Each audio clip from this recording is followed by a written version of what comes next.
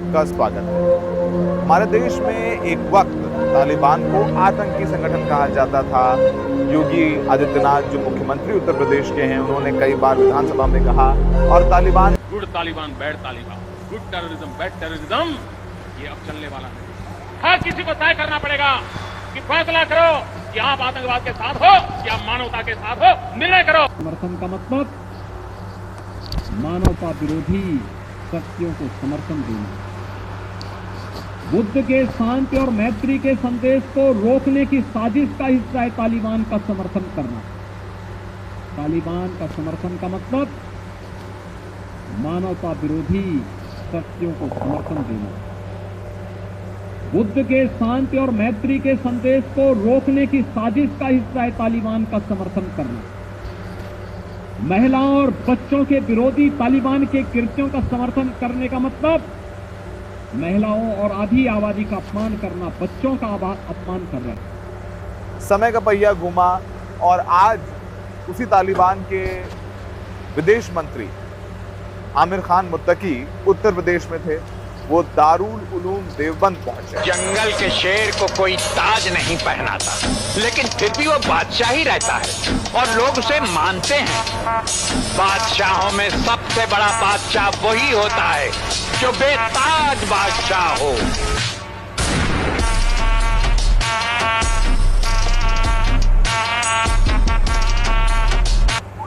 और मुत्तकी लगभग सुबह 11 बजे पहुंचे और शाम 4-1 बजे तक वो दारुल उलूम देवबंद, सिर्फ दारुल उलूम देवबंद में काम करने वाले, पढ़ने वाले छात्र और शिक्षक नजर आ रहे थे। मुत्तकी ने भी इंशाअल्लाह ताला सबसे खुसूसी दुआ की दरख्वास्त है अफगानिस्तान के लिए, इस्लामी इमारत के लिए, शख्सी हमारे लिए और सारे मुसलमानों के लिए।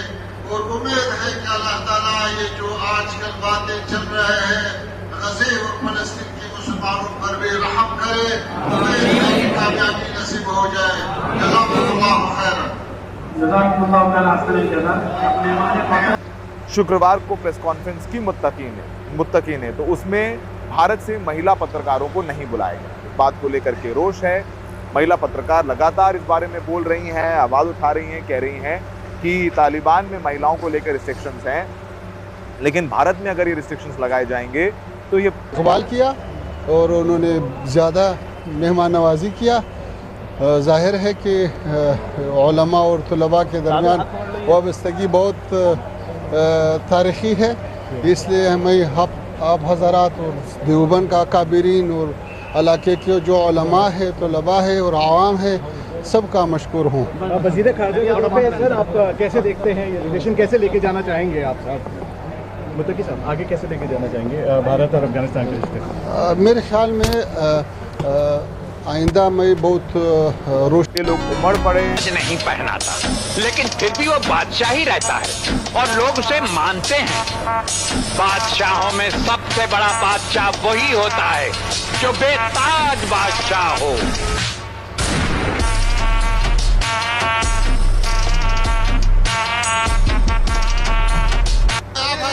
सबका मशकूर हूँ। जब यहाँ पे तशरीफ लाया तो दारुल उलूम देवबंद का जो असातिज़ा और जो तलबा है, उन्होंने जो इस्तकबाल किया, जो मोहब्बत का इजहार किया, मैं आप और इलाके के जो आवाम है, तलबा है, उलमा है, मैं ये सब का मशकूर हो। आपका भी शुक्रगुजार हो।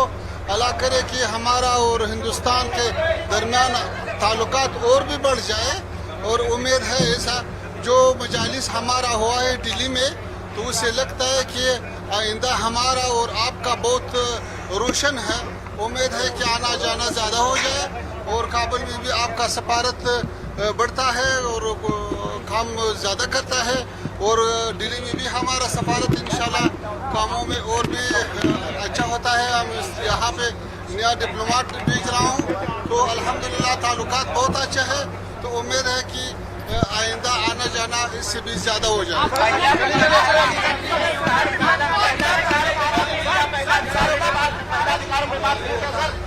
अब अरशद मदनी जो कि कह लीजिए प्रमुख हैं दारुल उलूम देवबंद के, जमीयत उलेमा हिंद के हमारी मुलाकात बहुत अच्छी रही। आज़ादी की लड़ाई हमारे दारुल उलूम देवबंद के मुसलमानों के जमीयत उलमा के बहुत पुराने ताल्लुकात अफ़गानिस्तान से हैं। सिर्फ पढ़ने पढ़ाने के नहीं, वहाँ के सैकड़ों लोग ऐसे हैं कि जो यहाँ आए हैं, बल्कि हज़ारों और पढ़ कर के यहाँ से गए हैं। ये हमारी ज़िंदगी का एक पहलू है। दूसरा पहलू ये है कि हमारे अकाबिर ने जो आज़ादी हिंदुस्तान के लिए कुर्बानी दी है, जो माल्टा की जेल के अंदर रहे हैं, उन्होंने माल्टा जाने से पहले सन 14 में यहाँ से भेजकर मौलाना उबैदुल्लाह सिंधी को अफ़गानिस्तान की सरजमीन को चुना था, वहाँ जलावतन हुकूमत इंडिया की बनाने के लिए। चुनाचे वो गए और उन्होंने सन 1915 के अंदर वहाँ हुकूमत बनाई। अमीर हबीबुल्लाह और उसके बाद अमीर नसरुल्लाह वहाँ बैठे और उन लोगों ने उनकी पूरी मदद की, जिसके अंदर राजा महेंद्र प्रताप को उन्होंने सदर बनाया, मौलाना बरकतुल्लाह को वज़ीर आज़म बनाया और मौलाना उबैदुल्लाह सिंधी को वज़ीर ख़ारिजा बनाया। ये हिंदुस्तान की ऐसी तारीख़ है कि सिवाय हमारे अकाबिर के किसी के अंदर ये दमख़म नहीं था कि वो दुनिया के अंदर आज़ादी वतन के लिए जलावतन हुकूमत बना सकता। 2016 में पार्लियामेंट में कहा था कि तालिबान से बात करो, तो बीजेपी वाले उठ के गड़बड़ करें। तुम बोल रहे तालिबान से बात करना, मैंने कहा हाँ बात करो, तालिबान आने वाली है, तुम नहीं हरा सकते तालिबान को।